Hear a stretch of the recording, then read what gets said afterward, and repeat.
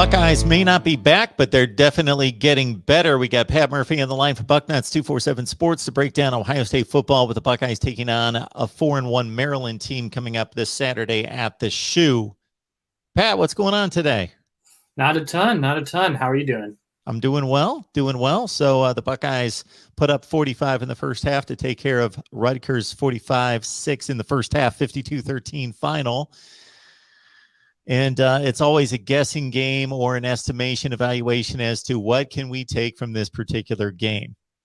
I'm pretty confident in thinking that Rutgers is a decent team. Not a great team, not a prolific team, not dynamic at all on offense, just a solid team, not the joke that they had been for 4 or 5 years in the Big Ten.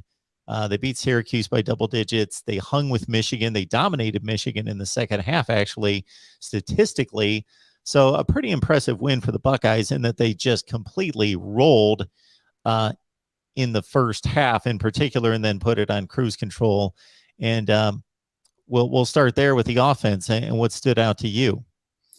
Well, the first thing was the return of quarterback CJ Stroud. We didn't see him, obviously, 2 weeks ago against Akron. He was held out, used as only on emergency needs, which wasn't needed, obviously, with the Buckeyes winning big against Akron, to rest that shoulder, which you and I have talked about a few times already this season. That, it's hard to judge exactly how much pain he was in through those first few games, but you could tell it was affecting him, kept adjusting his arm, especially after some of those missed throws, a lot of those high, maybe he's not following through all the way because of the shoulder. And it looks like the week off did him wonders. And again, it's against a Rutgers team that isn't the stiffest of competition, but had been very good against the pass. I came into the game thinking the Buckeyes would just run the heck out of the ball because Rutgers would drop deep and try and stop CJ Stroud or whoever the quarterback was. But CJ Stroud was 17 of 23 for 330 yards and 5 touchdowns. He didn't throw an interception for the first time this season, which was obviously a step in the right direction, and looked really good doing it. And I know some of the other games against Oregon, he put up bigger numbers and things like that. And I think there's something to that, doing 484 yards in your second game as a starting quarterback. But this game, he really looked the part of an Ohio State quarterback, looked like the player we heard about all offseason that was, pulling ahead and in fall camp from the other quarterbacks on Ohio State's roster in that race. His throws were accurate. He had one throw that I thought was really just a mistake when he tried to force the ball into Chris Olave. It was almost intercepted. And he came back on the next throw and found Jeremy Ruckert, I think it was, for a touchdown. So it was, a very good performance from CJ Stroud. Even ran the ball some, which we haven't seen. The stats only show 3 carries for 13 yards, but he was mobile in the pocket. At one point, had to step up to avoid a rush, kept his eyes downfield, found Chris Olave for a big touchdown. So this is what fans expected to see from CJ Stroud. And whether it was the fact that the shoulder just felt better, whether he needed a week to kind of mentally get himself in the right place after kind of stepping into what is a big role being Ohio State's quarterback, whatever it was, he got right and looked like the player everyone expected to see against Rutgers. Now, he will have to continue that the rest of this season and continue to look the part. But Ryan Day said as much, and that's kind of the challenge for CJ. But I think it's a very good step in the right direction for him to finally go out and have that game where there's just no questions about it. He was the best quarterback on that field that day, and that's in a game when Kyle McCord and Jack Miller both got in the game. Rutgers quarterbacks made a couple plays. I mean, it was clear CJ Stroud should be the Buckeye quarterback with the way he played against Rutgers. The Ruckert touchdown in particular was pretty impressive in that he had to wait for a read there. Ruckert was clearing across the middle there and had to clear the linebacker, and CJ had to stand in, and he knew he was going to get blasted, and he did as soon as he delivered the ball. So having the courage to stand in there, knowing that the route situation and the coverage and putting that together, and then number 3, delivering an accurate ball in the process of being blasted was an impressive throw, I thought, on the Ruckert touchdown play. Trayvon Henderson, as you will see on Pat's most recent post, check it out, has been added to the Maxwell watch list. It's a conversation we had throughout the offseason with you, Pat, in regards to how this running back situation would evolve throughout the season. And at what point would Trayvon Henderson take over or not take over? And of course, Master Teague, Marcus Crowley, other players being involved. We saw Marcus Crowley figure into the offense more prominently than he has previously. So your thoughts about the running back distribution and where this is heading? I think it's pretty clear these last few weeks, Trayvon Henderson's the guy. Now, that doesn't mean Master Teague, Marcus Crowley, Mayan Williams are going anywhere. We've seen these guys continue to get carries all season, but Trayvon Henderson has started 3 games in a row. Now, his carries after having, I think it was 24-ish against Tulsa have dropped off. He only had 8 2 weeks ago against Akron and 8 last week against Rutgers, but against Akron, they were up very big in the first half. There was no reason to expend him. He'd already had 2 touchdowns and almost 100 rushing yards.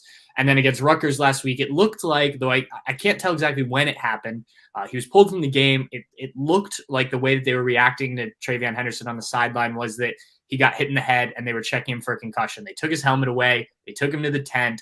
But he came out of the tent, was joking around with teammates and coaches on the sideline. Ryan Day said after the game that he was available to go back in after halftime after he'd been checked, but he didn't want to take any taking precautions there. Again, Buckeyes up big, no reason to put Trayvon Henderson in the game. He'd already scored in the game and rushed for over 70 yards.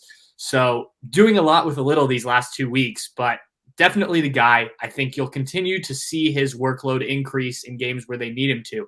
I do think the Buckeyes are going to be cautious about him. Ryan Day's been cautious with Henderson, whether it was not building up the hype train in the preseason or, having him be the 4th running back on the field to start the season against Minnesota on the road. They've worked Trayvon Henderson and eased him in, I guess is the way to put it. And now, despite being the starting running back, they're not going to force him to have 20 carries a game. I think in games when the contest goes into the 4th quarter, you're going to see Trayvon Henderson touch the ball, whether it's catches or receptions, 20-some carries a game. And I think that's the number that will continue to be the benchmark. But if the Buckeyes get up big again Saturday against Maryland, I could see Trayvon Henderson, still being in that 10-ish range, especially if he produces well like he has the last 2 weeks. But this is a special player. You don't just make the Maxwell Award watch list as a true freshman. I believe he's the only true freshman on that list, unless you're special. He was one of 10 guys added today. Names like Bryce Young from Alabama, Kenneth Maxwell, Kenneth, what's his name? Michigan State's running back. Walker, there you go. Guys that are having really good seasons were also added to the list. So Trayvon Henderson's in that mix for sure. I think it makes sense to put him on there. Whether he goes on and wins that award this year, whether he wins, any of the major individual awards this year, we'll wait and see on that. But he's, I think, 4th in the country in yards per carry, 12th, tied for 12th in rushing touchdowns. I mean, the kid's the real deal. I don't think there's any debate about that anymore. The other running backs on this team are complementary to Trayvon Henderson right now. He can kind of do it all. And, Ohio State just wants to make sure they handle a freshman appropriately. We just concluded our Buckeyes live show, and a number of people commented in the live chat that Trayvon Henderson needs more carries so we can be vaulted into the Heisman Trophy race. Well, I would think that winning a Big Ten championship and getting to a playoff would be prominent over that. So let's not get him hurt. 8 carries and a 52-13 throttling of Rutgers is just fine. In exchange for increasing his possibility of winning a Heisman Trophy by 3 or 4%. I don't necessarily know that that's worth it. All right. Obviously, the guys that make it all happen are the guys up front on the offensive line. We expected this to be one of the top 5 units in the country, the best in the Big Ten. I don't think that the offensive line is underachieved, but there was a number, even going right into the season against Minnesota, some uncertainty about some spots and some guys that it traded spots up front. So where does the offensive line rotation stand at this point? It's interesting coming out of this Rutgers game because we've seen a few guys kind of have to step in. Harry Miller hadn't played until this week with an unspecified availability. So you got Luke Whippler, who stepped in, a redshirt freshman, played really well at center. And the offensive line was pretty much stable up until Thayer Munford gets hurt a couple weeks ago. Matthew Jones steps in at left guard, plays well. This past week, Thayer Munford was back, and there was, interestingly, a good amount of rotation during the game on the offensive line. You saw Thayer Munford come in at the tackle positions at times where he played previously. You saw Matthew Jones played both guard position. Paris Johnson came out of the game. They rotated a lot of different guys, and this was not, after the game was over in terms of the scoreboard. They were doing this pretty early on in the game. So we heard from Ryan Day, we heard from offensive line coach Greg Studrawa before the season that they thought they had, at least 6 guys who they kind of all considered starters. And then I think Luke Whippler's kind of gotten himself into that mix. Harry Miller didn't get into the game until later, but he's still working his way back. So, I think maybe you have 7 guys who the Buckeyes really trust to be on this offensive line. And, they showed against Rutgers, you can rotate other guys in, play guys at some different spots and still be effective. What I think will be interesting is as you get further along in this season, you play the likes of Penn State, Michigan, the teams that seem to be the best left on Ohio State's schedule. Who are the offensive linemen that are in there in those big moments? I think that it's probably going to be the group that we saw start the year with Nicholas Petit-Frere at left tackle, Thayer Munford at left guard.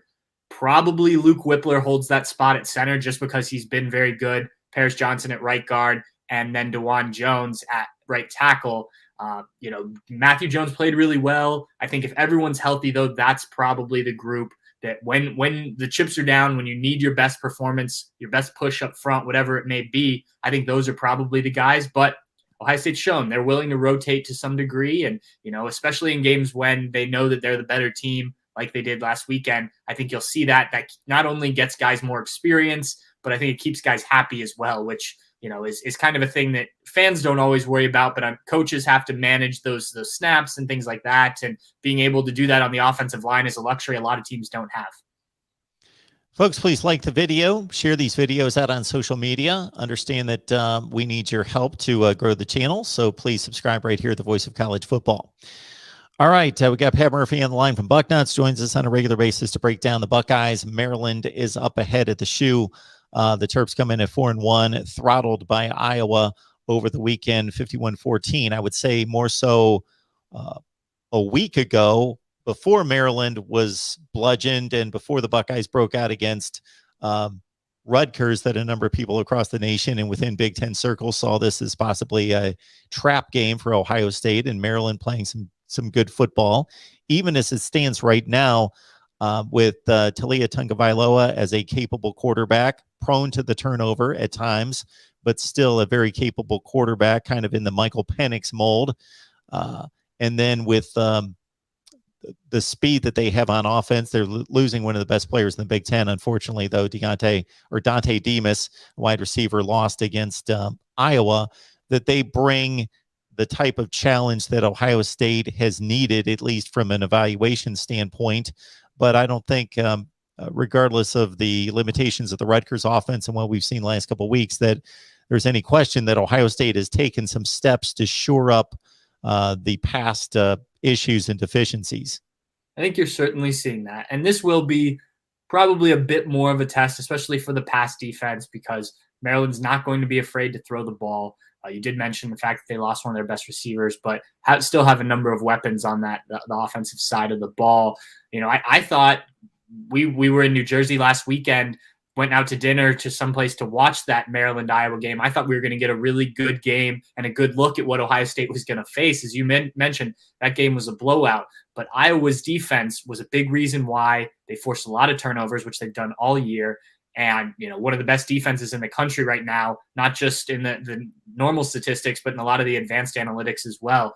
So Ohio State will have to play probably its best defensive game of the year. Now, I don't think they're in jeopardy of losing this game, even if the defense isn't up to snuff. But I think you want to see, and this is a word I keep using, this word Ryan Day has used multiple times this year, is progress.